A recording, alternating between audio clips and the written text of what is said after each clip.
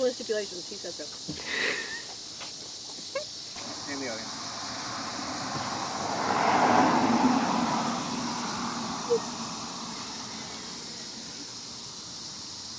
Alright, thanks for coming out, guys. Who's been stuck in the middle of the road? It's raining, your cell phone's dead, and you get a flat tire. Now, who doesn't know how to change a flat tire? Alright, my name's Keith. I'm going to show you how to change a flat tire. Now, before we get started, you probably won't want to do this, but you want to make sure that you have everything you need in case of an emergency. Keep in the back of your car, in your trunk. Things you want to include are like a spare tire, a tire jack, maybe a poncho or a raincoat in case it's raining. You want a flashlight in case you're stuck in the middle of the night, and then maybe some road flares or yellow triangle cones or anything like that. And then you also want to go inspect your vehicle periodically, make sure your tires are inflated properly. If you don't know how much pressure you need in your tires, you open up the driver's side door, there's going to be a sticker. It's going to have the tire pressure by the manufacturer, and it also has the tire pressure for your spare tire.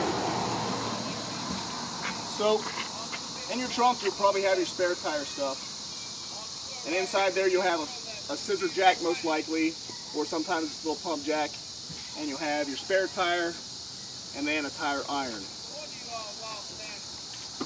So the first step to changing your tire, before you get your jack set in place, while the vehicle's still on the ground, you're going to have it in park, hopefully on a flat surface, and then you're going to go ahead and loosen up your lug nuts. Most cars have 4 to 5 lug nuts, unless you have a big truck, then it's going to have 8 or 12. So you loosen up all your nuts. So after all those are loosened up, you can pretty much get them fingered, loosen with your finger after that. Then you're going to want to jack your car up. Now if you don't know where to place the jack in your owner's manual, it will show you a diagram of where you can place your scissor jack underneath the car on the frame. A nice safe place to make sure your car doesn't fall off and crush your foot or anything like that.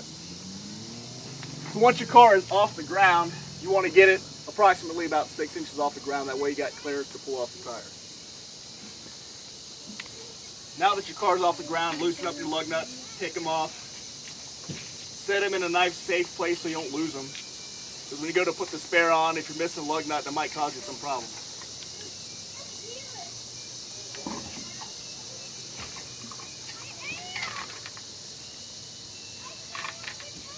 Alright, got all your lug nuts off. Then you can just pull the tire right off. And then you can go to your trunk or underneath your truck or your SUV and you'll have your spare tire underneath there. You pull it out. I'm not going to do that for this purpose. We're just going to put the stock tire back on.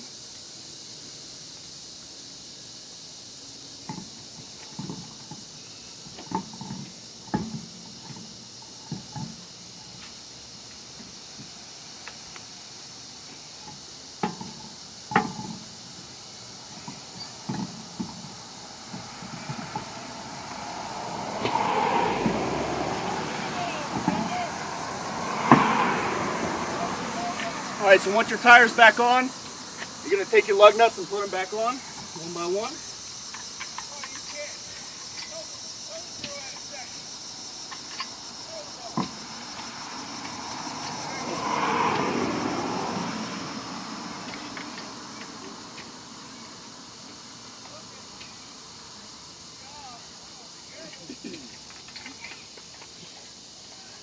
Alright, once you have the lug nuts finger tight, you can go ahead and take your jack, lower it back down to the ground, remove it.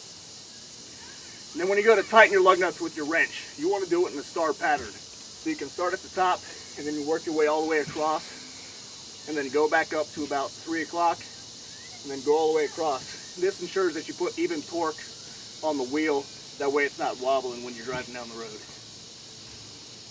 So then once you've done that, you can place all your tools back in your trunk, and you can head off on your way. Any questions? I'm gonna. All right, thank you very much.